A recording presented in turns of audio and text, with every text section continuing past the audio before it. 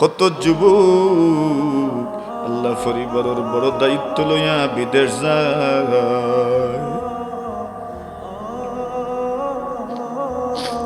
আল্লাহ আপনার কলিজার টুকরো হলরে আপনার হাওয়ালা করল। এরার হায়াত রিজিক রুজির মাঝে বরকত দান ফরমাও।